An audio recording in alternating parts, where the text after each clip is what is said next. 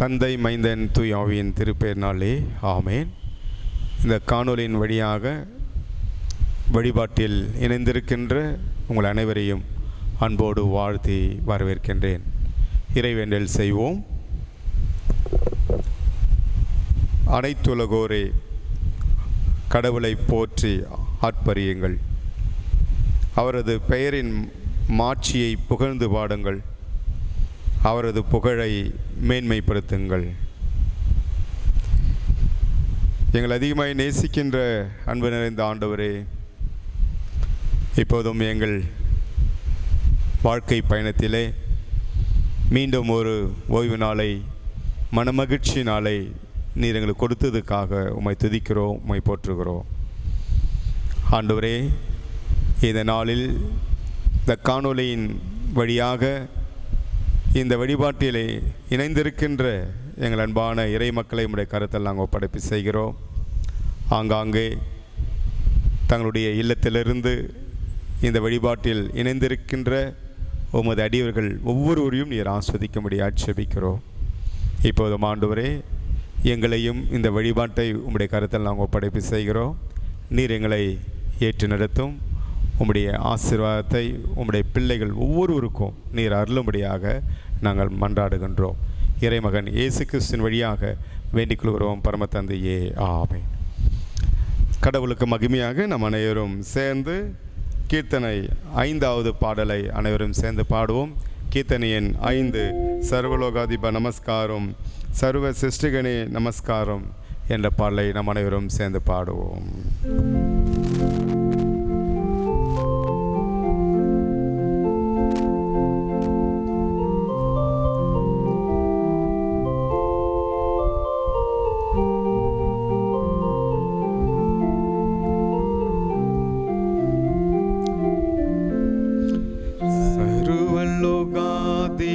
நமஸ்காரம் சர்வ சிருஷ்டிகனே நமஸ்காரம் தரை கடல் உயிர்வான் சகலமும் படைத்த தயவர பிதாவே நமஸ்காரம்.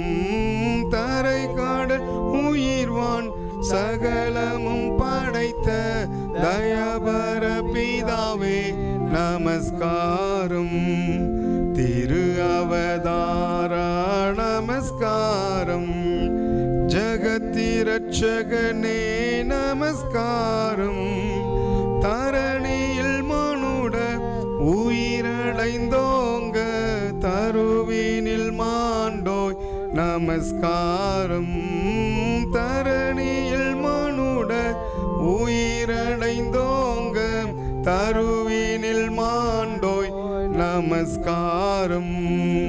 பரிசுத்த ஆவி நமஸ்காரம்.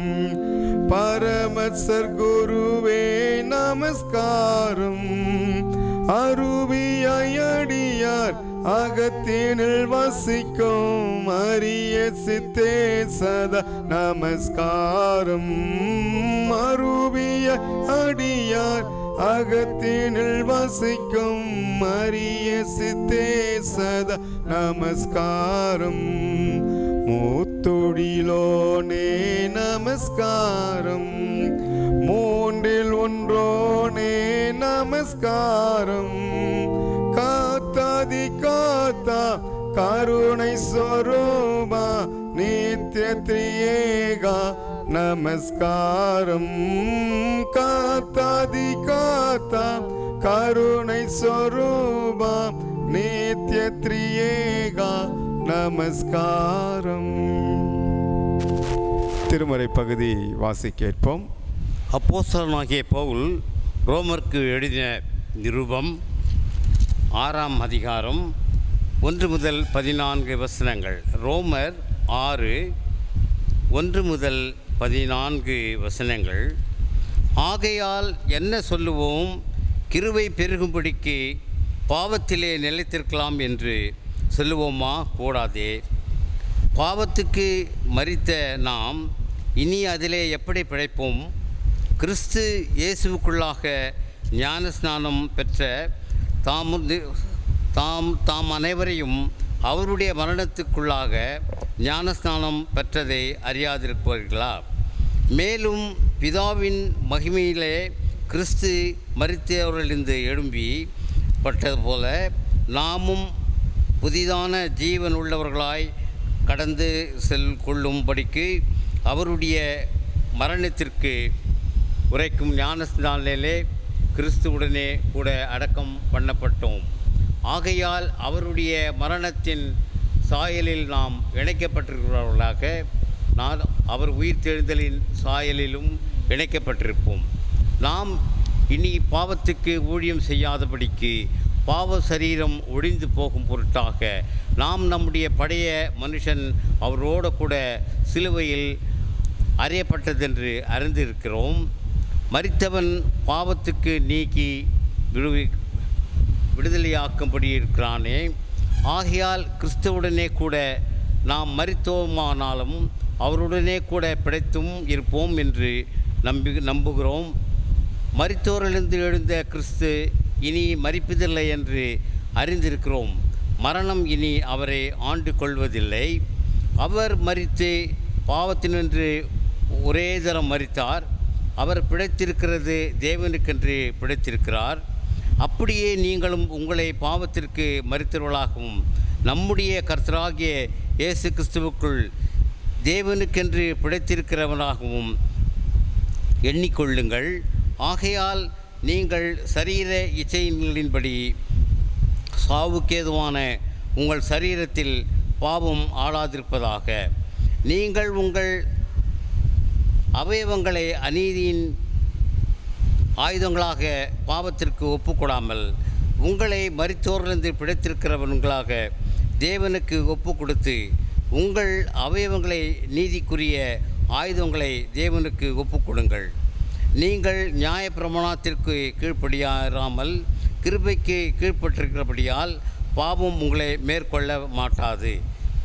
வாசிக்க முடியாது தெரிந்து கொள்ளப்பட்ட வேதனை வாசித்தாற்று தேவனே உமக்கே மகிமை உண்டாவதாக. இந்த நாளுக்குரிய கருடைய வார்த்தையை லேப்ரிச்சர் திரு எஸ்கே ஆதாம் அவர்கள் நம்மோடு பகிர்ந்து கொள்வார்கள்.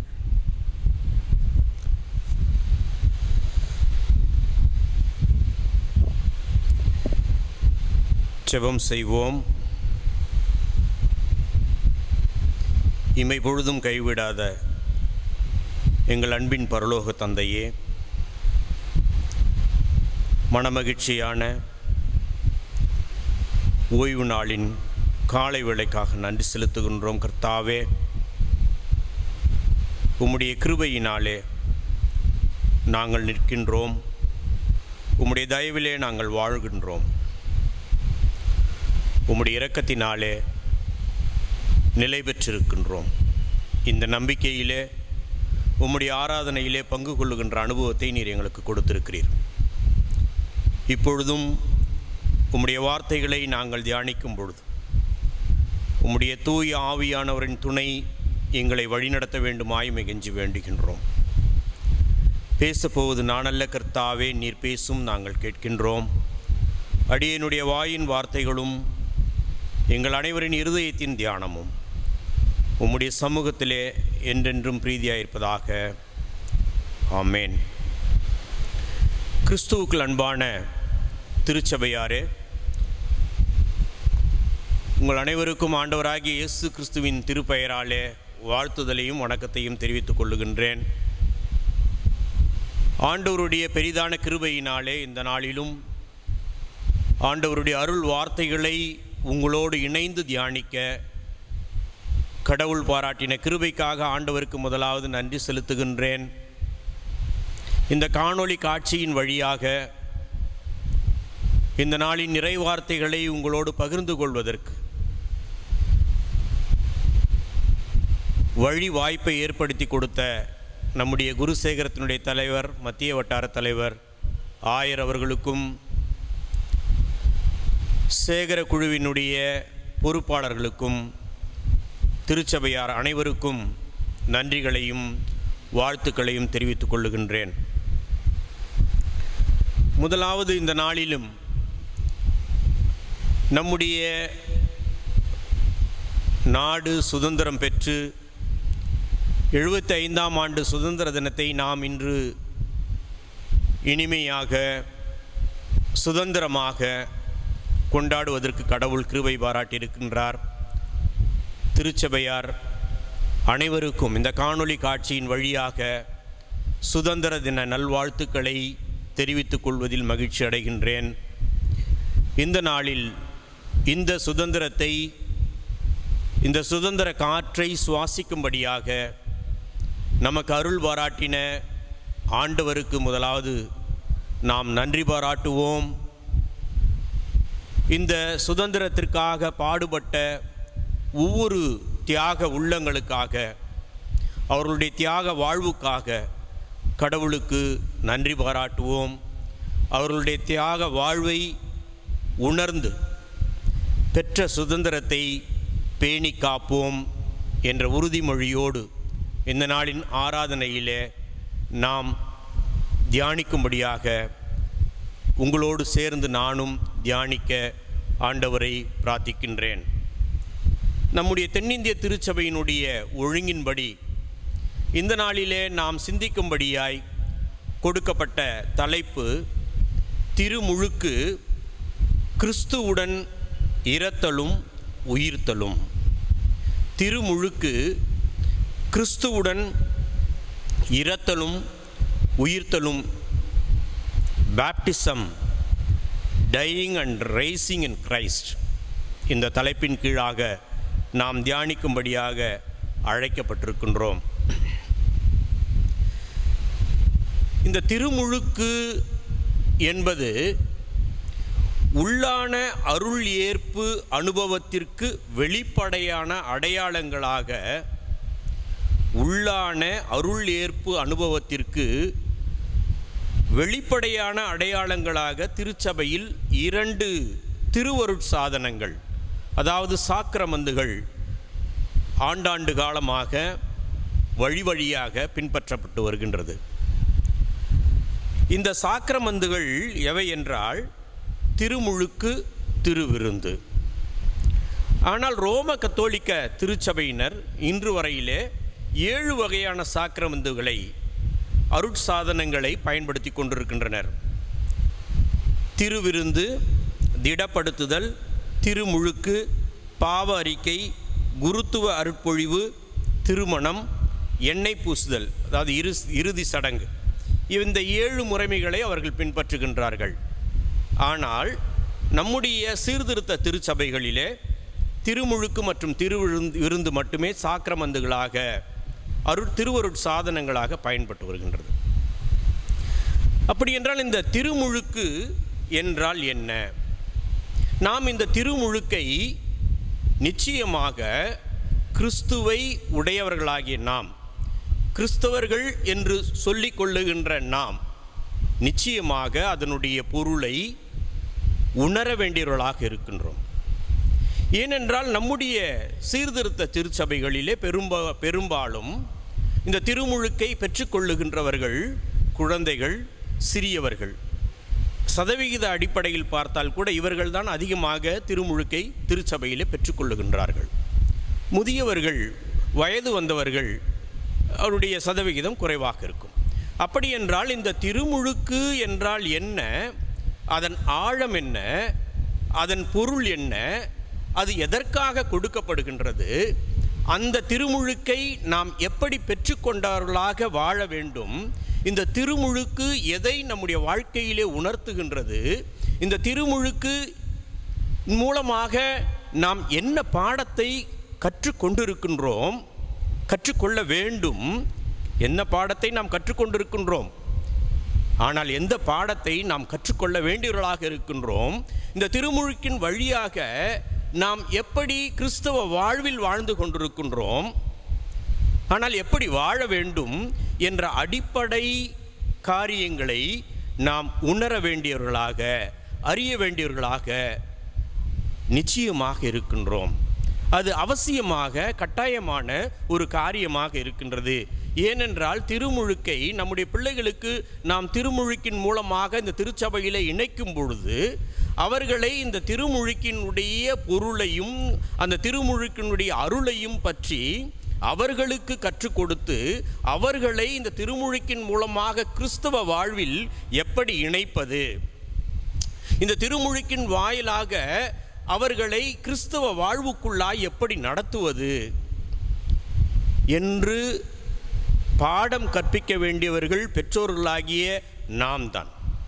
அப்படி என்றால் இந்த திருமுழுக்கின் அனுபவம், இந்த திருமுழுக்கின் பாடம், இந்த திருமுழுக்கின் அருள் பெரியவர்களாகிய நாம் உணர வேண்டியவர்களாக இருக்கின்றோம்.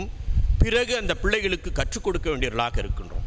அப்படி என்றால் இந்த திருமுழுக்கை குறித்து நாம் நிச்சயமாக பொருள் உணர்ந்தவர்களாய் அதை புரிந்தவர்களாய் இருக்க கடவுள் நமக்கு இந்த ஆராதனையின் மூலமாக, இந்த அருளுரையின் மூலமாக நம்மை தெளிவுபடுத்துவாராக.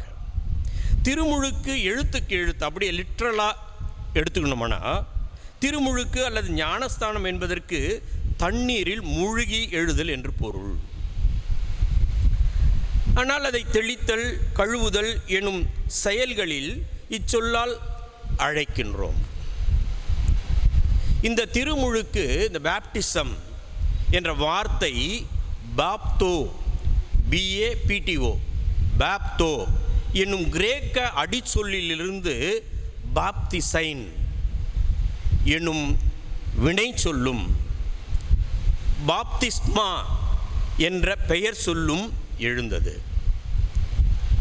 இந்த பாப்திசைன் என்ற சொல்லுக்கு கிரேக்க மொழியினுடைய அடிப்படை பொருள் என்னவென்றால் முழுகுதல், கழுவுதல், தோய்த்தல் என்னும் பொருள் பாப்தோ என்னும் சொல் பயன்படுத்தப்பட்டுள்ளது.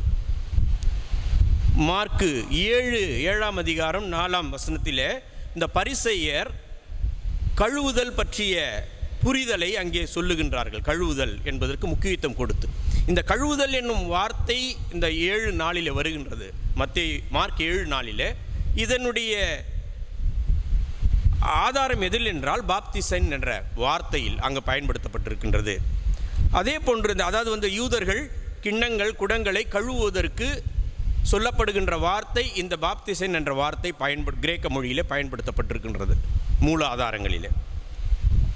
பழைய ஏற்பாட்டினுடைய கிரேக்க மொழிபெயர்ப்பாகிய செப்துஜெந்துவில் நாகமான் யோர்தான் ஆற்றில் மூழ்கி எழுந்ததும் நாகமான் யோர்தான் ஆற்றில் மூழ்கி எழுந்த நிகழ்வை இந்த பாப்திசன் என்ற சொல் அங்கே பயன்படுத்தப்பட்டிருக்கின்றது. இந்த திருமுழுக்கை ஆன்மீக பொருளில் பயன்படுத்திய போது அதன் உட்பொருளையே மனதில் நாம் கொள்ளுகின்றோம். அதாவது திருமுழுக்கு என்பது பாவம் மன்னிக்கப்படுதல், புது வாழ்வுக்கு உட்படுதல். இந்த உட்பொருளை இந்த செயலுக்கு கொடுக்கின்றனர். இந்த திருமுழுக்கு, இந்த பேப்டிசம் எப்படி கொடுப்பது? எவ்வளோ தண்ணி இருக்கணும்?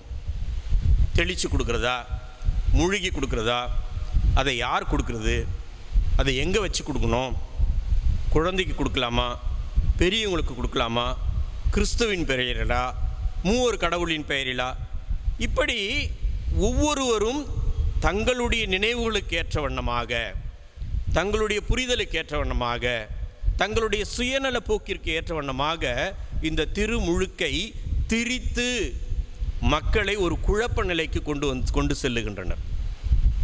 அநேக திருச்சபைகளிலே ஒரு புதிய பாடங்களை இந்த திருமுழுக்குக்கு கற்பித்து அவர்கள் ஒரு புதிய வழிமுறைகளை, வேதாகமம் சார்ந்து இல்லாத ஒரு புதிய அணுகுமுறைகளை திருச்சபையாருக்கு திணிக்க வைத்து அவர்களுடைய மூளையை சலவை செய்து வேற்று பாதைகளிலே திருச்சபையை நடத்தி கொண்டிருக்கின்றார்கள். இந்த புனித பயணம் மேற்கொள்ளுகின்றோம் என்ற பெயரிலே அநேக வழிகாட்டிகள் என்று சொல்லப்படுகின்ற தவறான வழிகாட்டிகள் அந்த புனித பயணத்தை வேறு விதமாக மற்ற மார்க்கங்களிலே பயன்படுத்துகின்ற பயணமாக மாற்றி அங்கே யோர்தான் நதிக்கரையிலே போய் 2வது ஒரு திருமுழுக்கை பெற்றுக்கொண்டு அதுதான் நிறைவான திருமுழுக்கு என்று சொல்லி ஒரு வியாபாரம் நோக்கில் அது நடந்து கொண்டிருக்கின்றது. இப்படியாக இந்த திருமுழுக்கு அதனுடைய உண்மைத்தன்மையை இழந்து வியாபாரிகள் கரத்திலே இந்த திருமுழுக்கு என்னும் இந்த ஒரு சடங்காச்சாரமாக போய்கொண்டிருக்கின்றது.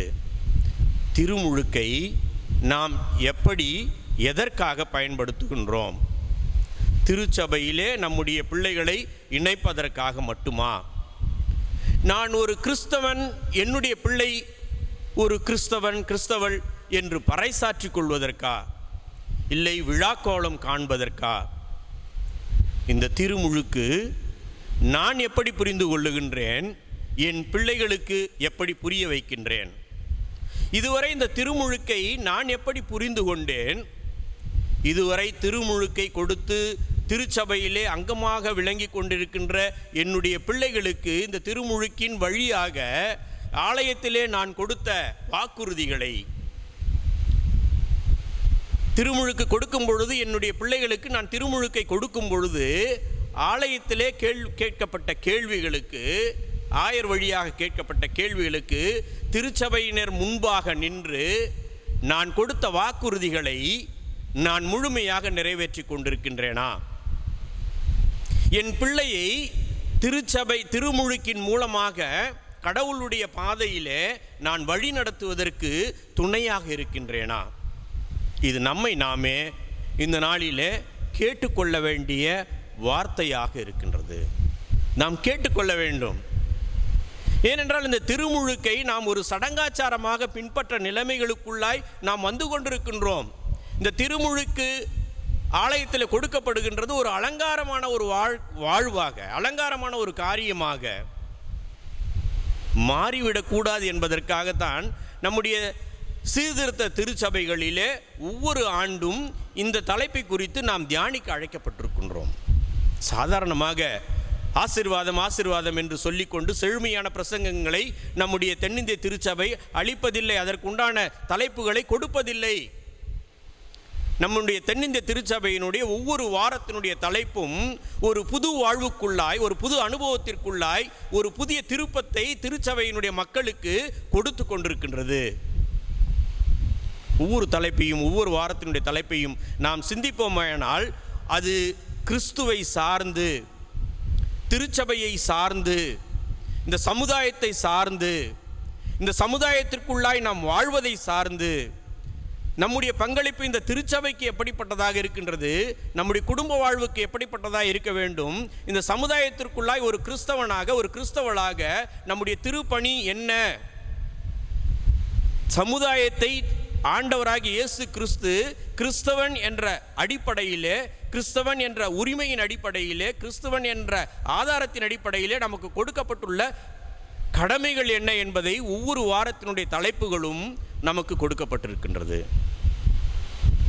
எனவே எனக்கு அன்பான திருச்சபை மக்களே, இந்த காணொளி காட்சியின் மூலமாக திருமுழுக்கை தியானித்துக் கொண்டிருக்கின்ற நாம் இதை எப்படி புரிந்து கொள்ளப் போகின்றோம்? இனி எப்படி புரிந்து நம்முடைய அனுபவத்தை நாம் செயலாற்றப் போகின்றோம்? நம்முடைய பிள்ளைகளுக்கு செயலாற்றுவதற்கு நாம் துணையாக இருக்க போகின்றோம். இந்த திருமுழுக்கு என்பது கிறிஸ்தவ வாழ்விலே புது வாழ்வின் துவக்கமாக இருக்கின்றது. திருமுழுக்கு நாம் ஏற்கனவே கொண்டிருந்த நம்பிக்கையிலிருந்து இயேசு கிறிஸ்துவே ஆண்டவர் என்பதை ஏற்று அறிக்கை செய்து அவரில் இணைகின்ற நிகழ்வாகும். இயேசுவே ஆண்டவர் என்பதை ஏற்று அறிக்கை செய்து அவரில் இணைகின்ற நிகழ்வுதான் இந்த திருமுழுக்கு. யோவான் 3:3 நாம் பார்க்கின்றோம், இயேசு அவரை பார்த்து, மறுபடியும் பிறந்தால் அன்றி எவரும் இறையாட்சிமைக்கு காண இயலாது என உறுதியாய் உனக்கு சொல்லுகின்றேன் என்று சொல்றார். இங்கே மறுபடியும் பிறத்தல் அனுபவத்தை இயேசு கிறிஸ்துவானவர் பரிசேயனாக இருக்கின்ற நிக்கோதேமுக்கு சொல்லுகின்றதை பார்க்கின்றோம். யார் இந்த நிக்கோதேமு? அவர் ஒரு பரிசேயர். அந்த காலகட்டத்திலே அவர் ஒரு சிறப்பிடத்திலே ஒரு உயர்வான நிலையிலே வாழ்ந்தவர். அவர் இயேசு கிறிஸ்துவை வெளிப்படையாக அல்ல, மறைமுகமாக இரவு நேரத்திலே தனிமையிலே சந்திக்கின்றார். தன்னுடைய நிலையை வெளிப்படையாக அவர் வெளிப்படுத்திக் கொள்ளவில்லை. ஆனால் இயேசு கிறிஸ்துவானவர் இப்படிப்பட்ட மறைமுகமான வாழ்வை அல்ல, வெளிப்படையான வாழ்வை, உறுதியான வாழ்வையே மறுபடியும் பிறத்தல் என்பதில் வெளிப்படுத்துகின்றார். அதுதான் இந்த யோவான் 3:3 நாம் பார்க்கின்றோம், மறுபடியும் பிறக்கின்ற அனுபவம். கலாத்தியர் 3:27 கிறிஸ்துவோடு இணைந்திருக்கும்படி திருமுழுக்கு பெற்ற நீங்கள் அனைவரும் கிறிஸ்துவை அணிந்து கொண்டீர்கள். இந்த திருமுழுக்கு மறுபடியும் பிறக்கின்ற ஒரு அனுபவத்தை கொடுக்கின்றது. அடுத்தபடியாக இந்த திருமுழுக்கு கிறிஸ்துவை அணிந்து கொள்ளுகின்ற அனுபவத்தை கொடுக்கின்றது. அதை தான் அப்போஸ்தலனாகிய பவுல் கலாத்தியருக்கு எழுதின நிருபத்திலே சொல்லுகின்றார். எனவே கிறிஸ்துவே நமது அடையாளம் என்று திருமுழுக்கு உணர்த்துகின்றது. நம்முடைய அடையாளம் என்னவென்றால் இயேசு கிறிஸ்து. அதை திருமுழுக்கு வெளிப்படுத்துகின்றது. இந்த வாசிக்க இந்த நாளைக்குரிய வேத பகுதியில் ரோமர் 6:3 நாம் பார்க்கின்றோம், திருமுழுக்கினால் கிறிஸ்து இயேசுவோடு இணைந்திருக்கும் நாம் அனைவரும் அவருடைய சாவிலும் அவரோடு இணைந்திருக்கிறோம் என்பது உங்களுக்கு தெரியாதா? பவுல் இங்கே கேட்கின்றார், கேள்வி எழுப்புகின்றார். கிறிஸ்து இயேசுவோடு இணைந்திருக்கும் நாம், திருமுழுக்கினால் கிறிஸ்து இயேசுவோடு இணைந்திருக்கும் நாம், திருமுழுக்கு எடுக்கும் பொழுது நாம் கிறிஸ்துவோடு இணைந்திருக்கின்றோம். அப்படி என்றால் இந்த திருமுழுக்கின் மூலமாக கிறிஸ்து இயேசுவோடு இணைந்திருக்கின்ற நாம் அனைவரும் சாவிலும் அவரோடு இணைந்திருக்கிறோம் என்பது உங்களுக்கு தெரியாதா? தெரியலன்னா தெரிஞ்சுக்கணும் அப்படின்றது தான் அவருடைய ஏக்கம். புது வாழ்வு பெறும்படி நாம் அழைக்கப்பட்டுள்ளோம். புது வாழ்வை பெற்றுக்கொள்வதற்கான அடையாளம் மனம் மாற்றமாகும். இந்த ஒரு புது வாழ்வை நாம் பெற்றுக்கொள்ள வேண்டும் என்றால் நம்முடைய மனங்கள் மாற வேண்டும், நம்முடைய வாழ்வின் நிலைகள் மாற வேண்டும். இதுதான் மத்தேயு 3:6 நாம் பார்க்கின்றோம். 3:6 மத்தேயு 3:6 அவர்கள் தங்கள் பாவங்களை அறிக்கையிட்டு யோர்தான் ஆற்றில் அவரிடம் திருமுழுக்கு பெற்று வந்தார்கள். இது எந்த நிகழ்வு என்றால் யோவான் ஸ்நானகன் அனைவருக்கும் திருமுழுக்கை கொடுக்கின்றதாக பார்க்கின்றோம். அவர் ஒரு அறைகூவல் விடுக்கின்றார், விண்ணரசு நெருங்கிவிட்டது, மனம் மாறுங்கள். அழைக்கின்றார், விண்ணரசு நெருங்கிவிட்டது, அதனால் மனம் மாறுங்கள். மனம் மாறியவர்கள் தங்கள் பாவங்களை அறிக்கையிட்டு யோர்தான் ஆற்றில் அவரிடம் திருமுழுக்கு பெற்று வந்தார்கள். அவருடைய அறைகூவலை, யோவான் ஸ்நானனுடைய அழைப்பை ஏற்றுக்கொண்டவர்கள், ஏனென்றால் விண்ணரசு நெருங்கி வந்துவிட்டது, மனம் மாறுங்கள் என்று சொல்லி திருமுழுக்கை கொடுக்கின்றார். அப்படி என்றால் திருமுழுக்கை பெற்றுக்கொள்ள வருகின்ற நாம் மனம், முதலாவது நம்முடைய மனங்கள் மாற வேண்டும். இதுதான் அழைப்பு. ஏனென்றால் விண்ணரசுக்குள் நாம் நுழைய வேண்டும் என்றால் நாம் மனம் மாறியவர்களாக முதலாவது நம்முடைய மனதிலே மாற்றங்கள் வேண்டும். அப்படி என்றால் குழந்தை பெற்றுக்கொள்கின்ற திருமுழுக்கிலே குழந்தை எப்படி மனம் மாற முடியும்? சிறு பிள்ளைகள் எப்படி மனம் மாற முடியும்? வழி நடத்துகின்ற பெற்றோர்களாகிய நாம் அவர்களுக்கு கற்றுத்தர வேண்டியவர்களாக இருக்கின்றோம். மனம் மாற வேண்டியதை, அவர்களுடைய வாழ்வு நிலைகளை ஒவ்வொரு நாளும் அவர்களுக்கு கற்றுக் கொடுக்க வேண்டிய பொறுப்பிலே நாம் இருக்கின்றோம். திருமுழுக்கை கொடுத்து விட்டவுடன், அன்று நடத்தப்படுகின்ற விழாக்கள் முடிந்து விட்டவுடன் இந்த திருமுழுக்கை நாம் மறந்து விடுகின்றோம். திருமுழுக்கிற்கு முன்னால் ஆயத்தம் எதை குறித்து? வேதத்தை குறித்தா? திருமுழுக்கை பெற்றுக்கொள்ளப் போகின்ற மனநிலையை குறித்தா? இந்த திருமுழுக்கின் மூலமாக எதை நாம் பெற்றுக்கொள்ளப் போகின்றோம், நம்முடைய பிள்ளைக்கு எதை கொடுக்கப் போகின்றோம், இதை குறித்து அல்ல. இந்த திருமுழுக்கு தேதி ஃபிக்ஸ் பண்ணுறது, ஆலயத்தில் டேட் ஃபிக்ஸ் பண்ணுறது, அதுக்கு உண்டான விழாக்களை முடிவு செய்வது, இந்த விழாக்களை நடத்தி முடிப்பது, இதில் தான் நம்முடைய கவனங்கள், பெரும்பாலாக நம்முடைய கவனங்கள் அதில் தான் திணிக்கப்பட்டிருக்கின்றது. ஆனால் இந்த திருமுழுக்கின் மூலமாக பெற்றுக்கொண்ட அனுபவத்தை நமக்கும் நம்முடைய பிள்ளைகளுக்கும் நாம் கற்றுத்தர வேண்டியவர்களாக இருக்கின்றோம். அதற்காக அழைக்கப்பட்டிருக்கின்றோம். அதற்காகத்தான் இந்த நாளிலே அந்த தலைப்பை நமக்கு தென்னிந்திய திருச்சபை கொடுத்திருக்கின்றது. திருமுழுக்கின் மூலமாக மீட்கப்பட்டவர்களாய் புதிய படைப்புகளாய் நாம் மாற வேண்டும் என்று அழைக்கின்றார்கள். திருமுழுக்கு நம்மை மீட்கின்றது. புதிய படைப்புகளாய் நாம் மாற்றப்பட வேண்டியவர்களாக இருக்கின்றோம். படைப்பு புதியதாய் மாற அழைக்கப்படுகின்றோம். இந்த வாழ்வை நம்முடைய கிரியைகள் தரப்போவதில்லை. ஆண்டவருடைய இரக்கத்தினாலே அதை நாம் பெற்றுக்கொள்ளுகின்றோம்.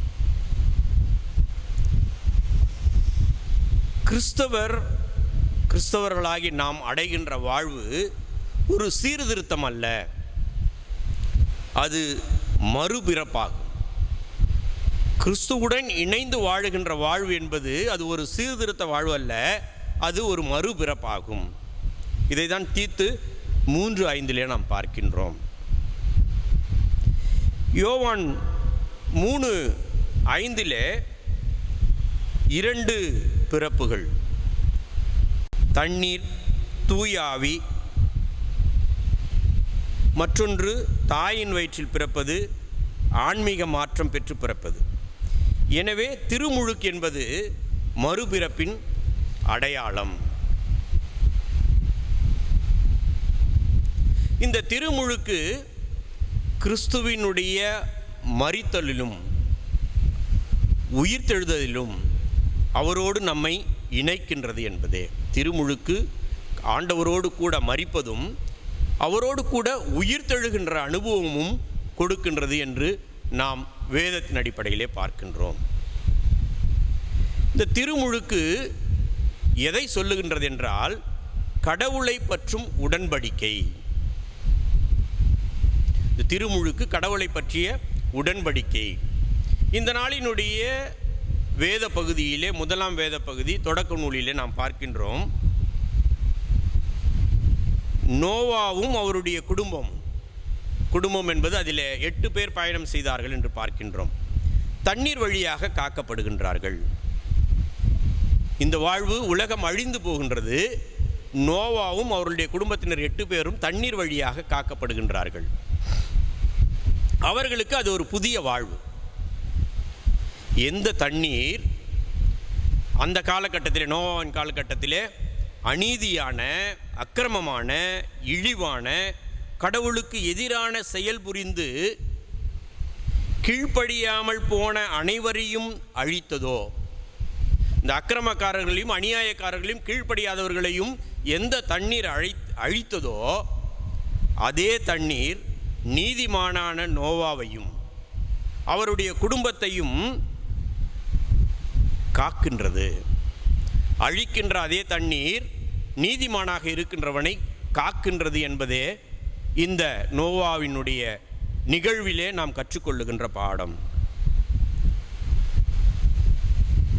கீழ்ப்படியாத மனுக்குலத்தின் மத்தியிலே நோவா கடவுளுடைய கட்டளைகளுக்கு கீழ்ப்படிந்து வாழ்ந்த மனிதனாக அவரை பார்க்கின்றோம். இதை பேதுரு தன்னுடைய கடிதத்திலே எழுதுகின்றார். 1 பேதுரு 3:21 அந்த தண்ணீரானது திருமுழுக்கினுடைய முன்னடையாளம். திருமுழுக்கு உடலின் அழுக்கை போக்கும் செயல் அல்ல, குற்றமற்ற மனதுடன் கடவுளுக்கு தரும் வாக்குறுதியாகும். இதைதான் பேதுரு எழுதுகின்றார். அடுத்தபடியாக திருமுழுக்கு பாவத்தை ஒழிக்க கிறிஸ்துவுடன் மரித்தல் அனுபவமாகும். இந்த திருமுழுக்கு என்பது பாவத்தை ஒழிக்க கிறிஸ்துவுடன் மரித்தல் என்பதை காட்டுகின்றது.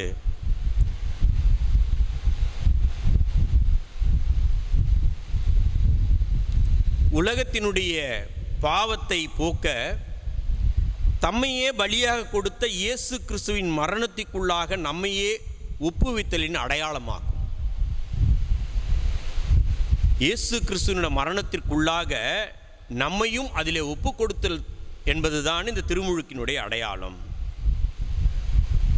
பவுல் ரோம திருச்சபைக்கு எழுதுகின்ற கடிதத்திலே, திருமுழுக்கினால் கிறிஸ்து இயேசுவோடு இணைந்திருக்கும் நாம் அனைவரும் அவருடைய சாவிலும் அவரோடு இணைந்திருக்கிறோம் என்பது உங்களுக்கு தெரியாதா என்று ஏற்கனவே சொன்னதுபடி உங்களுக்கு தெரியாதா என்று மீண்டுமாக கேட்கின்றார். திருமுழுக்கினால் கிறிஸ்து இயேசுவோடு இணைந்திருக்கும் நாம் அனைவரும் அவருடைய சாவிலும் அவரோடு இணைந்திருக்கின்றோம். இது ரோம திருச்சபைக்கு அப்போஸ்தலனாகிய பவுல் எழுதின கடிதத்திலே குறிப்பிடப்பட்டிருக்கின்றது. அப்போஸ்தலனாகிய பவுல் வாழ்ந்த காலத்திலே ரோம திருச்சபைக்கு இதை எழுதும் பொழுது அந்த திருச்சபையார் அதை முழுமையாக புரிந்து கொண்டிருப்பார்கள். ஏனென்றால் அந்த காலகட்டத்திலே, அந்த நேரத்திலே யூதருக்கும் கிரேக்கருக்கும் மிக எளிதாக அது புரிந்திருக்கும். ஏனென்றால் புற இனத்தவர் யூத சமயத்தை ஏற்கும் பொழுது சில சடங்குகள் அங்கே கட்டாயப்படுத்தப்படுகின்றது. எவைகள் என்றால் பலி செலுத்துதல், விருத்த சேதனம் செய்தல், தூய்மை சடங்கு, இவைகளெல்லாம் பழக்கத்தில் இருந்திருக்கின்றது. ஒரு பிற சமயத்திலிருந்து யூத சமயத்தில் சேர வேண்டும் என்றால் அவன் பலி செலுத்த வேண்டும், விருத்த சேதனம் செய்தல் வேண்டும், தூய்மை சடங்கு செய்ய வேண்டும். அப்படிப்பட்டவனை தான், அப்படி செய்த பிறகுதான் அவன் யூத சமயத்தில் யூத மார்க்கத்திற்கு அவனை சேர்த்து கொள்ளுகின்றார்கள். இந்த செயல் எதை காட்டுகின்றது என்றால், இதுவரை வாழ்ந்த பழைய செயல்களை அவன் ஒழித்து புதிய வாழ்வுக்குள்ளாய் அவன் வருவதை தான் இந்த சடங்கு குறிப்பிடுகின்றது. இனி அவர் புதியவர், பிறந்த குழந்தை, அது மாசற்றது, இப்படிப்பட்ட ஒரு நிலையை உருவாக்குவது தான் இந்த சடங்குகள் அங்கே செய்யப்படுகிறது என்பதை நாம் பார்க்கின்றோம். இந்த நாடகங்களிலே, சில திரைப்படங்களிலே இந்த கடவுளாக அவதாரங்களாக நடிப்பதற்காக அந்த நடிக்கின்றவர்கள் தத்துரூபமாக அமைய வேண்டும் என்பதற்காக அவர்கள் நோன்பு இருப்பார்கள், தங்களை வருத்தி கொள்வார்கள், தங்களை தூய்மையாக வைத்து கொள்வார்கள், தங்களை சில உணவுகளிலிருந்து தவிர்த்து கொள்வார்கள், சில பழக்க வழக்கங்களை தவிர்த்து கொண்டு கடவுளோடு இணைந்து அந்த வேடத்தில் நடிப்பதற்காக கடவுளோடு தங்களை ஒன்றிணைத்து கொண்டு அவர்கள் அந்த பாத்திரமாக நடிக்கப் போகின்ற பாத்திரமாக உண்மையாக மாறுகின்ற நிலைக்குள்ளாய் தங்களை நிலைப்படுத்தி கொண்டு அந்த பாத்திரத்திலே அவர்கள் பங்கேற்கும் பொழுது, அந்த நடிப்பிலே அவர்கள் பங்கேற்கும் பொழுது அது தத்துரூபமாக அமையும். தங்களுடைய பழைய நிலையிலிருந்து, தங்கள் இயல்பான நிலையிலிருந்து தங்களை முழுமையாக அந்த பாத்திர நிலைமைக்குள்ளாய் மாற்றிக்கொள்ளும் பொழுது அங்கே அவர்கள் புதுப்பிக்கப்படுகின்றார்கள், அந்த பாத்திரமாக மாற்றுகின்றார்கள். இந்த அனுபவத்திற்குள்ளாகத்தான் நாம் வாழ அழைக்கப்படுகின்றோம். நாம் அந்த பாத்திரமாக மாற வேண்டும். திருமுழுக்கின் மூலமாக நாம் அந்த பாத்திரங்களாக மாற கடவுள் நம்மை அழைக்கின்றார். திருமுழுக்கு கடவுளுக்கும் கடவுளின் திருக்கூட்டாருக்கும் ஒரு தனி மனிதருக்கும் ஒரு உறவு நிலையை ஏற்படுத்துவதாகும். இந்த திருமுழுக்கு கடவுளுக்கும் கடவுளின் திருக்கூட்டாருக்கும் ஒரு தனி மனிதருக்கும் ஒரு உறவு நிலையை ஏற்படுத்துகின்றது. இந்த அனுபவத்தை நாம் பெற்றுக்கொள்ள அழைக்கப்படுகின்றோம். கொலோசியர் 2:1 நாம் பார்க்கின்றோம், கிறிஸ்துவில் நம்மை இணைத்திருப்பதால் நம் ஊனியல்பை களைந்து விட்டோம், பழைய ஆதாம் கிறிஸ்துவோடு அறையப்படுகிறான், பாவத்தின் சத்துவம் முறிக்கப்படுகின்றது. இவ்விதமான திருமுழுக்கு பெற்றவர்கள் இனி பாவத்திற்கு அடிமைகள் அல்ல. பாவம் நம்மிலே இருக்கும் பொழுது நாம் அதற்கு அடிமைகளாய் இருக்கின்றோம். இதைதான் எபிரேயர் 10:19-23 வார்த்தைகளிலே நாம் பார்க்கின்றோம். கிறிஸ்துவின் மரணத்தோடு ஒன்றியவர்கள் விடுதலை பெற்றவர்களாய் தீய மனச்சான்றிலிருந்து விடுவிக்கப்பட உள்ளமும் தூய நீரில் கழுவப்பட உடலும் உடையவர்களாய் நேரிய உள்ளத்தோடும் உறுதியான நம்பிக்கையோடும் அவரை பின்பற்றி செல்வர். இப்படிப்பட்ட அனுபவத்திற்குள்ளாய் நம்மை வாழ வளர ஆண்டவர் அழைக்கின்றார். இந்த திருமுழுக்கு கிறிஸ்துவுடன் உயிர் பெற செய்கின்றது. கிறிஸ்துவுடன் மரித்த நாம் கிறிஸ்து உயிர்த்தெழுந்தது போல் கிறிஸ்துவுடன் உயிர்த்தெழல் நடைபெற அழைக்கப்படுகின்றது. அப்போஸ்தலர்கள் திருமுழுக்கினை கிறிஸ்தவ நம்பிக்கையினுடைய மைய சடங்காக வலியுறுத்துகின்றார்கள். அப்போஸ்தலர்கள்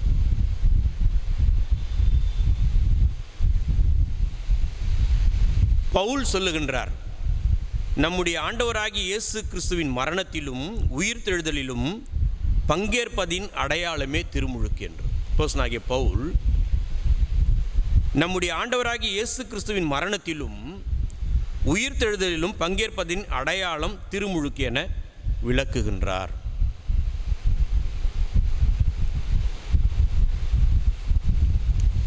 இப்படிப்பட்ட அனுபவத்திற்குள்ளாய் நாம் வாழ்வதற்காக தான் இந்த திருமுழுக்கினுடைய வார்த்தைகள் நம்மை அழைக்கின்றது.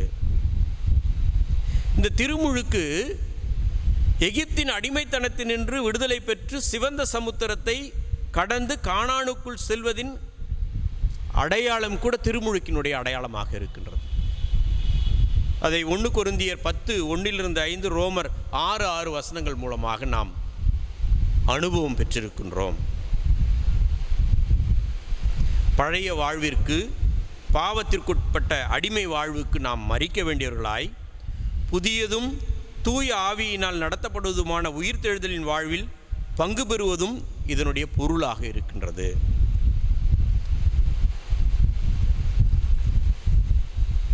மீண்டுமாக நாம் இந்த நோவாவினுடைய நிகழ்வை எண்ணி பார்க்கும் பொழுது இந்த வெள்ளப்பெருக்கு தீய ஒழுக்கக்கேடுற்ற உலகினை அழித்து, இந்த வெள்ளப்பெருக்கு தீய ஒழுக்கக்கேடுற்ற உலகினை அழித்து பேழையை தாங்கி வாழ்வை பாதுகாத்து புது உயிரை மலர செய்கின்றது. இந்த நோவாவினுடைய நிகழ்ச்சி, நோவா காலத்தினுடைய நிகழ்வு. அதே போலதான் கிறிஸ்துவ திருமுழுக்கும் நம் பழமையையும் தீமையான வாழ்வினையும் ஒழித்து புதியதும் தூய்மையான வாழ்வினையும் அளிக்கின்றது. அப்படியென்றால் நாம் இந்த உலகிற்கும் உலக கவர்ச்சிக்கும் மரித்து கிறிஸ்துவுக்குள் கிறிஸ்துவோடு கிறிஸ்துவாய் கிறிஸ்துவுக்காக வாழும் உயிர்த்தெழுதலின் ஆற்றலை திருமுழுக்கு நமக்கு அளிக்கின்றது.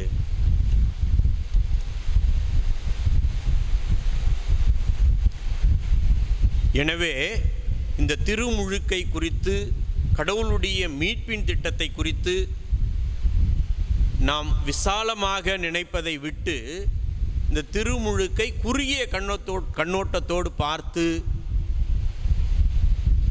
வியாபார நோக்கில் சொல்லப்படுகின்ற போதனைகளை தவிர்த்து இந்த திருமுழுக்கினுடைய முக்கியத்துவத்தையும் அதனுடைய அனுபவத்தையும் அது எதற்காக கொடுக்கப்படுகின்றது என்ற கருப்பொருளையும் நாம் உணர்ந்தவர்களாயிருக்க அழைக்கப்படுகின்றோம். ஆண்டவர் இயேசு திருமுழுக்கு பெற்றது ஒரு உயர்வான உன்னதமான இறைத்திட்டம். அதை நிறைவேற்றவும் அதன் வழியாக அனைவரும் மீட்பு அல்லது விடுதலையும் பெறவுமே ஆண்டவர் திருமுழுக்கை அங்கே அவர் பெற்றுக்கொண்டு அதை வெளிப்படுத்துகின்றார். அப்படியென்றால் நாம் பெறுகின்ற திருமுழுக்கு கிறிஸ்துவுடன் இணைந்த ஒன்றாக, நாம் பெறுகின்ற திருமுழுக்கு கிறிஸ்துவோடு இணைந்த ஒன்றாக, நாட் பிசிக்கல் பட் மிசியாலஜிக்கல், வாழ்வியல் சார்ந்ததாக இருக்க வேண்டும். இந்த திருமுழுக்கு மறுமையினுடைய அடையாளம் மட்டுமல்ல, மறுமையின் அடையாளமான உயிர்ப்பும் நிலை வாழ்வும் அதற்கு மட்டும் திருமுழுக்கு அல்ல, மறுமையின் வாழ்வுக்காக மட்டுமல்ல, இம்மையின் அடையாளம் கூட, வாழ்ந்து கொண்டிருக்கின்ற இந்த இம்மையினுடைய அடையாளமாக இருக்கின்றது. அப்படி என்றால் இம்மையிலே மறுமையிலே உயிர்ப்பு மற்றும் நிலைவாழ்வு, மறுமை வாழ்வு உயிர்ப்பு மற்றும் நிலைவாழ்வு. பட் இம்மையின் வாழ்வு எப்படி என்றால் அது பாடு மற்றும் சாவு, பாடு மரணம். இந்த அனுபவமும் நாம் ஏற்றுக்கொள்ள வேண்டியவர்களாக இருக்கின்றோம். இம்மையின் அனுபவமும் மறுமையின் அனுபவமும் பெற்றுக்கொண்டவர்களாக இருக்க வேண்டிய அழைப்பே இந்த திருமுழுக்காகும். இந்த இம்மையில் கிறிஸ்துவோடு நாம் சாக மறுத்தால், அதாவது நம் சுக வாழ்வின் இச்சையை உலக நடப்பில் சமூக தீமைகளை தொலைத்து சாகடித்தால்தான். இம்மையில் நாம் சாக வேண்டும், இம்மையில் பாடுபட வேண்டும். அப்படி என்றால் இந்த இச்சையை, உலக நடப்பினுடைய சமூக தீமைகளை களைந்து கிறிஸ்துவோடு மரிக்கின்ற அனுபவத்திலே, பாடுள்ள வாழ்க்கையிலே நாம் சென்றால்தான் மறுமையின் வாழ்வு நமக்கு உறுதிப்படும் என்பதிலே சந்தேகமே இல்லை. இதைதான் யோவான் நற்செய்தியிலே ஆண்டவராகிய இயேசு கிறிஸ்து சொல்லுகின்ற காரியம். கோதுமை மணியானது செத்தால் ஒழிய, அது சாகாவிட்டால் பலன் தராது. அது அப்படியே இருந்தால் அது எந்த விதமான பலனும் கிடையாது, சாக வேண்டும். அப்படி என்றால் இந்த இம்மையின் வாழ்விலே இந்த சுக அனுபவங்களை சாகடித்தால்தான், தீமையின் அனுபவங்களை சாகடித்தால்தான் பலனுள்ள மறுமையின் வாழ்வு உறுதிப்படும். ஆகவே நம்முடைய சுயநலம், பெருமை, அடையாளங்களை இழக்கும் ஒருவரே கிறிஸ்துவுக்காக இறக்கின்றவர். அவர் இறக்க தயாராகும் பொழுதுதான் புது வாழ்வு நமக்கு மட்டுமல்ல பலருக்கு பிறக்கின்றது. இதுவே கிறிஸ்தவர்கள், கிறிஸ்தவர்கள் வாழ்வில் எதிர்பார்க்கப்படுகின்ற காரியம். கிறிஸ்தவர்கள் என்பதை வெறும் சமய அடையாளங்களால் பாராமல் சமூக நீதி, சுயநல இழப்பு மற்றும் அனைவரும் மீட்பின் அடையாளமாக நம்பும்போதுதான் கிறிஸ்துவுடன் சாகவும் அவரில் உயிர்ப்பிக்கவும் முடியும். எனவே இந்த அனுபவத்தோடு திருமுழுக்கினுடைய பொருளை, திருமுழுக்கினுடைய அடையாளத்தை, திருமுழுக்கினுடைய வாழ்வை நாம் பெற்றுக்கொள்ள வேண்டும். மீண்டுமாக இந்த திருமுழுக்கு கிறிஸ்துவோடு இணைந்து சாகவும் அவரோடு இணைந்து உயிர்த்தெழவும் ஒரு அடையாள சின்னமாக இருக்கின்றது. இதை ஏற்றுக்கொள்ளுகின்றவர்களாய் நாம் ஏற்றுக்கொண்டு நம்முடைய பிள்ளைகளை ஏற்றுக்கொள்ள வைக்கின்ற அனுபவ வாழ்வுக்குள்ளாய் நடத்துவதற்கு நம்முடைய கடமையாக இருக்கின்றது. இந்த கடமையை நிறைவேற்றுவதற்கு ஆண்டவராகிய இயேசு கிறிஸ்துவானவர் நமக்கு அருளும் துணையும் வழியும் வாய்ப்பும் அதற்குண்டான எல்லா விதமான வழிநடைகளையும் நமக்கு தருவாராக. ஆண்டவராகிய இயேசு கிறிஸ்து தானே இந்த காரியங்களை நமக்கென்று ஆசீர்வதித்து தருவாராக. ஆமேன். திருச்சபைக்கான அறிவிப்புகள். இமை பொழுதும் கைவிடாத ஆண்டவராகிய இயேசு கிறிஸ்துவின் திருப்பெயராலே திருச்சபையார் அனைவருக்கும் வாழ்த்துதலையும் வணக்கத்தையும் தெரிவித்துக் கொள்வதில் மகிழ்ச்சி அடைகின்றோம்.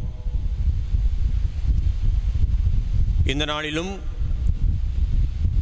நம்முடைய அரசாங்கத்தினுடைய உத்தரவின் பேரில் ஆலய ஆராதனை நடத்த முடியாத ஒரு சூழலிலே காணொளி காட்சி மூலமாக இந்த ஆராதனையை நடத்துவதற்கு கடவுள் பாராட்டிய பெரிதான கிருபைக்காக ஆண்டவருக்கு நாம் நன்றி சொல்ல கடமைப்பட்டிருக்கின்றோம். இந்த காணொளி காட்சியின் மூலமாக நாம் இந்த ஆராதனையிலே பங்கு கொண்டிருக்கின்றோம். இதற்கான ஒழுங்குகள் அனைத்தையும் ஏற்படுத்தி கொடுத்த நம்முடைய திருச்சபையினுடைய தலைவரும் மத்திய வட்டார தலைவருமான ஆயர் அவர்களுக்கும், இந்த காணொளி காட்சிகளை ஒழுங்குபடுத்தி நடத்தி கொண்டிருக்கின்ற வாலிப ஐக்கிய சங்கத்தினுடைய பிள்ளைகள், குறிப்பாக ஜாஷ்வா அவர்களுக்கும் இந்த வேளையிலே திருச்சபையின் சார்பாக நன்றிகளை தெரிவித்துக் கொள்ளுகின்றோம். இந்த காணொளி காட்சியை பதிவு செய்வதற்கு துணையாக இருக்கின்ற நம்முடைய ஆலயத்தினுடைய கோயில் குட்டி திரு வினோத் அவர்களுக்கும் இந்த காணொளியின் காட்சியின் வழியாக நன்றிகளையும் வாழ்த்துக்களையும் தெரிவித்துக் கொள்ளுகின்றோம். நாம் இந்த நாளிலே 75வது சுதந்திர தினத்தை உற்சாகமாக கொண்டாடி கொண்டிருக்கின்றோம்.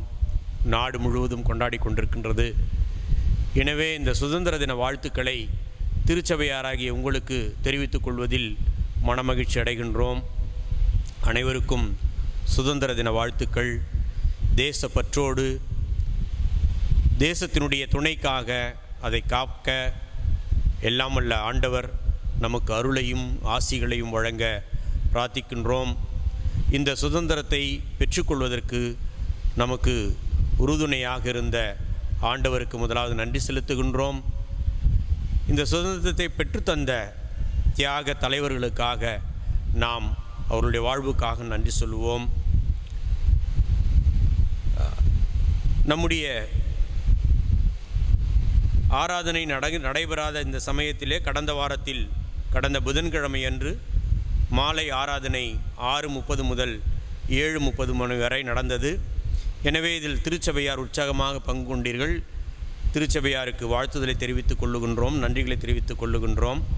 இந்த வாரமும் 18/8/2021 அன்று புதன்கிழமை மாலை 6:30 மணி முதல் 7:30 மணி வரை ஆராதனை நடைபெறும் என்பதை திருச்சபையாருக்கு தெரிவித்துக் கொள்ளுகின்றோம். சமூக இடைவெளியோடு பாதுகாப்பாக ஆராதனையில் பங்கு கொண்டு ஆண்டவருடைய ஆசியை பெற்றுக்கொள்ளும்படியாக திருச்சபையாரை அன்போடு அழைக்கின்றோம். இந்த கொடுந்தொற்று காலங்களிலே கிராம சபைகளிலே இருக்கின்ற நம்முடைய திருச்சபை மக்கள் வேலைகளை இழந்து, வாய்ப்புகளை இழந்து, குடும்ப சூழலை நடத்துவதற்கு தவித்து கொண்டிருக்கின்ற அந்த சூழலிலே நாம் திருச்சபையாராக அந்த குடும்பங்களுக்கு உதவி செய்ய கடமைப்பட்டிருக்கின்றோம். கடந்த காலங்களிலே முதல் அலை வந்தபோது நம்முடைய பேராயத்தினுடைய உதவியோடும் சேகரத்தினுடைய ஒப்புதலோடும் அநேக திருப்பணிகளை நாம் மேற்கொண்டோம். அதற்கு பேராயம் மற்றும் நம்முடைய சேகரம் மற்றும் திருச்சபை மக்கள் உதவி புரிந்தீர்கள். அதேபோல் இந்த காலகட்டங்களிலும் இந்த கிராம திருச்சபை மக்களுக்கு இந்த கொடுந்தொற்று காலங்களிலே உதவி செய்வதற்கு ஏற்பாடுகள் செய்து வந்து கொண்டிருக்கின்றோம். எனவே இந்த கிராம திருச்சபை மக்களுக்கு அரிசி, உளுத்தம்பருப்பு, துவரம்பருப்பு, எண்ணெய், புளி, இது போன்ற பொருட்கள், காய்கறிகள், இது போன்ற ஒரு பேக்கேஜ் கொடுக்கலாம் என்று நினைத்திருக்கின்றோம். எனவே இதற்கு உதவி செய்கின்ற உள்ளமுடையோர் இந்த நிகழ்விலே பங்கு கொள்ளும்படி, இந்த திருப்பணியிலே பங்கு கொள்ளும்படி நாங்கள் உங்களை அன்போடு அழைக்கின்றோம்.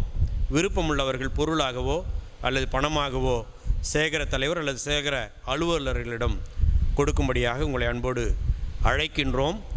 வருகின்ற சனி அல்லது ஞாயிற்றுக்கிழமை இந்த பொருட்களை கிராம திருச்சபைகளுக்கு தரப்போகின்றோம். எனவே திருச்சபை மக்கள் இதை குறித்து இதற்காக ஜெபித்து உங்களுடைய உதாரணத்துவமான காணிக்கைகள் மூலமாக வாய்ப்புகளை இழந்து கஷ்டப்பட்டு கொண்டிருக்கின்ற நம்முடைய திருச்சபை மக்களுக்கு உதவி செய்யும்படி மீண்டுமாக அழைப்பை விடுக்கின்றோம்.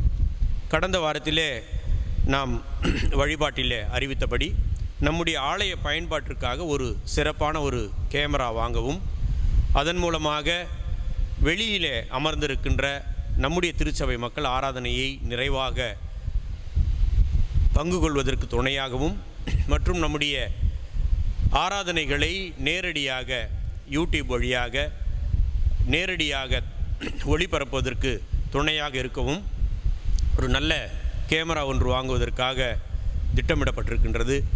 எனவே இதற்கு 1.5 லட்சத்திலிருந்து 2 லட்சம் ரூபாய் ஆகும் என்று விசாரித்ததில் தெரிகின்றது. எனவே விருப்பமுள்ளவர்கள், உற்சாகமுள்ளவர்கள் இதற்காக உங்களுடைய காணிக்கைகளை உதாரணத்துவமாய் தருவதற்கு அன்போடு கேட்டுக்கொள்ளுகின்றோம். அடுத்தபடியாக நம்முடைய ஆலய பயன்பாட்டிற்காக நம்முடைய ஆலயத்திற்குள்ளாக ஒரு டிவி ஒன்று அது தற்பொழுது இயங்கவில்லை. எனவே அதற்கு மாற்றாக ஒரு புதிய டிவி வாங்க வேண்டியதாக இருக்கின்றது. எனவே விருப்பமுள்ளவர்கள், அந்த டிவி வாங்கி கொடுப்பதற்கு விருப்பமுள்ளவர்கள் யாராக இருந்தால் நீங்கள் இந்த ஊழியத்திலே பங்கு கொள்ளலாம் என்பதை அன்போடு தெரிவித்துக் கொள்ளுகின்றோம்.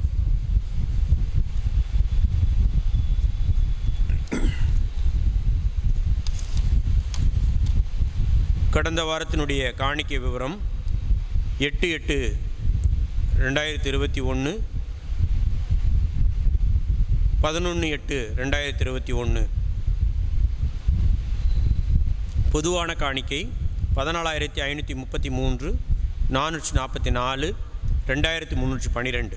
சந்தா 14,220. ஏழைகள் நிதி 7,765.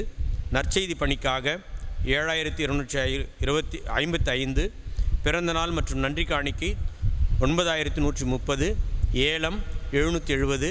கட்டிட நிதி 36,800. கல்லறை நிதி 4,090. ஆண்கள் ஐக்கிய சங்கம் 3,580. பெண்கள் ஐக்கிய சங்கம் 3000, வாலிபர் ஐக்கிய சங்கம் 2925, வில்லியம் கவுடி நிலம் சார்பாக 20,395. ஆக மொத்தம் 1,27,219. இந்த வாரத்தில் தங்களுடைய பிறந்த நாட்களை சந்திக்கின்ற திருச்சபையார் 15/8/2021 திரு ஏசுராஜா, திரு எஸ் ஜேம்ஸ் மைக்கேல், திருமதி Sarah Jeevan Latha wife of திரு ஜான் விக்னேஷ், திரு Jaisingh Dharmaraj, baby N Veronica Sherlin daughter of திரு டி நரேஷ்குமார், திருமதி ஆ ஜோதி பாண்டியன் ஒய்ஃப் ஆஃப் திரு எஸ் பாண்டியன், திரு ராஜா பி. 16/8/2021 செல்வன் ஏ பிரசன்னகுமார் சன் ஆஃப் திரு பி ஆனந்தன், செல்வி D Selvi Shyamala, master P Ashish Yonathan son of திரு தே ஃப்ராங்க்லின், திரு தேவன்புராஜ் ஜே, திருமதி Malathi Mercy D wife of திரு டேவிட் ஆ. 17/8/2021 திரு எச் கில்பர்ட் மனோவா, திரு எஸ் இமானுவேல் செல்வகுமார். 18/8/2021 திருமதி D Saral Vanitha Selvi wife of திரு டார்வின் மதிஜீவா, செல்வி I Jasmine Ezhilpriya daughter of திரு இன்பராஜ், திருமதி கே கிரேஸ் பத்மாவதி, திரு ஜோசப் ராஜ்குமார், செல்வன் ஜே கிறிஸ்டோஃபர் சன் ஆஃப் திரு இமானுவேல், திருமதி ஷெக்கினா ஜபகனி ஒய்ஃப் ஆஃப் திரு ஜே தேவன்புராஜ். 19/8/2021 திரு அபியா ஜெய்சிங் குமார், திருமதி Pramila P wife of Thiru frame Jerry, செல்வி ஜே உஷா டாக்டர் ஆஃப் திருமதி ஜே மேரி ஜீவானந்தம், திருமதி உஷா ஒய்ஃப் ஆஃப் திரு ஈசாக். 20/8/2021 திரு ஆமோஸ் அருளானன், திருமதி ஜீவமணி புஷ்பதாய் ஒய்ஃப் ஆஃப் திரு Rajadas Samuel, master S Tarun Rajkumar son of திரு எம் சுரேஷ் ராஜ்குமார், செல்வி S Blessy Evangeline daughter of திரு எஸ் சாம் சங்கர், திருமதி R Sherlin Devakumari wife of திரு ரேல்ஸ்டன் ரவிக்குமார், திருமதி சாரால் ஒய்ஃப் ஆஃப் திரு எம் தெய்வீக ராஜன், செல்வி V Alice Mansi doctor of திரு வில்சன். 21/8/2021 திருமதி சுகந்தி ஜார்ஜ் ஜான், திருமதி D Grace Nirmalakumari wife of திரு சாமுவேல் செல்வகுமார். இந்த வாரத்தில் தங்களுடைய பிறந்த நாட்களை சந்திக்கின்ற திருச்சபையார் ஒவ்வொருவரையும் திருச்சபையாராக வாழ்த்துகின்றோம். ஆண்டவர் அருளுகின்ற இந்த புதிய வயதிலே நீங்கள் ஆண்டவரின் புதிய கிருபைகளையும் புதிய ஆசீர்வாதங்களையும் புதிய நன்மைகளையும் பெற்றுக்கொள்ள திருச்சபையாராக இணைந்து ஜெபித்து வாழ்த்துகின்றோம்.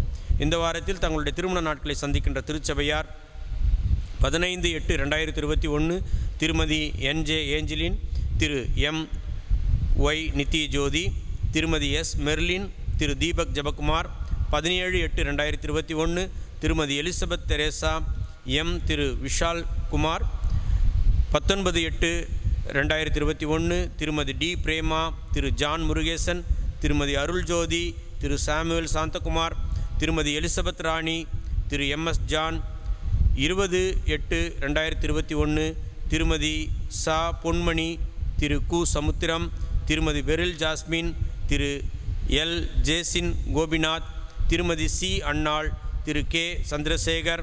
21/8/2021 திருமதி ஜே லீனா புஷ்பராணி, திரு ஜி ஜெயபால், திருமதி ஜே விஜயா ஜேம்ஸ், திரு எஸ் ஜேம்ஸ் மைக்கேல். இந்த வாரத்தில் தங்களுடைய திருமண நாட்களை சந்திக்கின்ற தம்பதியர் உங்களை அனைவரையும் ஆண்டவருடைய அருளை பெற்றுக்கொள்ளும்படியாக நாங்கள் வாழ்த்துகின்றோம். இன்னும் அநேக திருமண நாட்களை நீங்கள் தம்பதியராக காணவும் குடும்பத்தோடு இணைந்து ஆண்டவருடைய ஆசீர்வாதங்களை நிறைவாய் பெற்றுக்கொள்ளவும் திருச்சபையாராக இணைந்து ஜெபிக்கின்றோம், வாழ்த்துகின்றோம். இறைவேண்டல் செய்வோம். எங்கள் அதிகமாய் நேசிக்கின்ற அன்பு நிறைந்த ஆண்டவரே, இப்போதும் இந்த ஓய்வு நாள் மனமகிழ்ச்சி நாளிலே நாங்கள் ஆங்காங்கே இருந்தாலும் நாங்கள் ஒருமனப்பட்டவர்களாக உம்முடைய பிரசன்னத்தை உணரவும் உம்மை ஆராதிக்கவும் நீர் எங்களுக்கு கொடுத்த இந்த கிருபை, இந்த பாக்கியத்திற்காக நன்றி படைக்கிறோம். ஆண்டவரை, இப்போதும் பலவிதமான அச்சம் நிறைந்த சூழலில் நாங்கள் இருந்தாலும் உம்முடைய சமூகம் எங்களை தாங்கி ஏந்தி சுமந்து வருவதற்காக உமக்கு நன்றி சொல்லுகிறோம். இப்போதும் கூட ஆண்டவரே, இந்த நாளுக்குரிய உம்முடைய அருள் வார்த்தைகளை பகிர்ந்து கொண்ட அருளுரைஞர் திரு எஸ்கே ஆதாமா அவர்களுக்காக நன்றி செலுத்துகின்றோம். தொடர்ந்து உமது அடிவரை நீர் பலப்படுத்தும், திடப்படுத்தும், அவருடைய குடும்பத்தை ஆசீர்வதியும். ஆண்டவரே, இந்த காணொலியின் வழியாக இந்த ஆராதனையை சிறப்பான முறையில் எங்களுக்கு உதவிகள் செய்த உமது அடியவர்கள் ஒவ்வொருவருக்காக நன்றி செலுத்துகின்றோம். எங்களுக்கு இசை அமைத்து கொடுத்த எங்கள் அன்பான திரு கிட்டார் சாம் ஐயாக்காக, அவருடைய குடும்பத்துக்காக நன்றி செலுத்துகின்றோம். அவருக்கு இன்னும் நல்ல சுகம் பலன் ஜீவனை கடவுள் நீர் கட்டிடும்படியாக ஜெபிக்கிறோம். சாமி, உமது அடிவரை நீ பாதுகாத்து கொள்ளும். எங்கள் உதவியாக இருக்கின்ற ஜோஷுவாக்காக, அருமையான ஆலய பணியாளர் திரு வினோத் அவர்களுக்காக நன்றி செலுத்துகின்றோம். அவர்களையும் நீர் ஆசீர்வதியும். இந்த வழிபாட்டில் பங்கு பெற்று கொண்டிருக்கின்ற எங்கள் அன்பான இறை மக்களை உடைய கருத்தில் நாங்கள் படைப்பு செய்கிறோம். ஒவ்வொருடைய தேவைகளை கடவுள் நீ சந்திக்கும்படியாக ஜெபிக்கிறோம். இந்த மன மகிழ்ச்சியிலே உம்மை நாங்கள் கொண்டாடவும், உம்மை துதிக்கவும் நீர் அருள் புரிந்திருக்கிறீர். உம்முடைய அடிவுகளை நீர் ஆசீர்வதியும். மீண்டும் ஆண்டவரே, திருச்சபையின் நல்வாழ்வுக்காக உழைக்கின்றவர்கள், உம்முடைய திருப்பணிக்காக உழைக்கின்ற ஒவ்வொருவரையும் உடைய கருத்தில் நாங்கள் படைப்பு செய்கிறோம். எங்களுடைய கமிட்டி உறுப்பினர்களுக்காக ஜெபிக்கிறோம். ஊழியர் பெருமக்களுக்காக, மூப்பர்களுக்காக, எங்களுடைய திருச்சபையுடைய பெரியோர்களுக்காக, தாய்மார்களுக்காக, வாலிப பிள்ளைகளுக்காக, குழந்தைகளுக்காக ஜெபிக்கிறோம். ஒவ்வொருவரும் நீர் ஆசீர்வதியும்.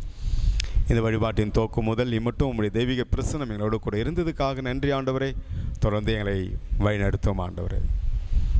மீண்டும் எங்களையும் எங்களுடைய எதிர்காலங்களையும் உடைய கருத்தில் நாங்கள் படைப்பு செய்கிறோம். துதிகன மகிமை உமக்கு எடுக்கின்றோம். இறைமகன் இயேசு கிறிஸ்து வழியாக வேண்டிக் கொள்கிறோம் பரம தந்தையே, ஆமென். தேவனுடைய இரக்கத்துக்கும் பராமரிப்புக்கும் பாதுகாப்புக்கும் நம்மையும்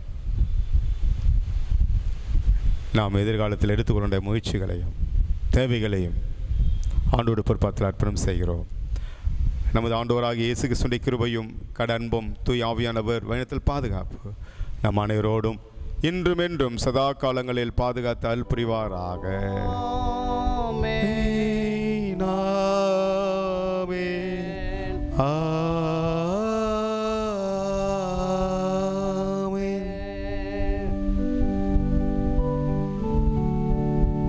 தெய்வ ஆசீர்வாதத்தோடு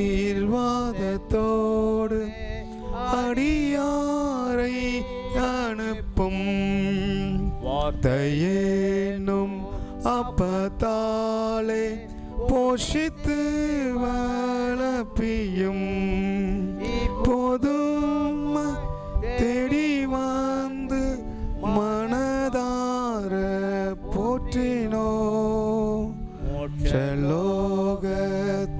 கழித்து உம்மை வாழ்த்தி பணிவோம். ஆமென். கர்த்தர் உங்களோடு இருப்பாராக. சமாதானத்தோடு சென்று வருவோமாக. கர்த்தரின் நாமத்திலே ஆமென். அனைவருக்கும் ஸ்தோத்திரம். God bless you.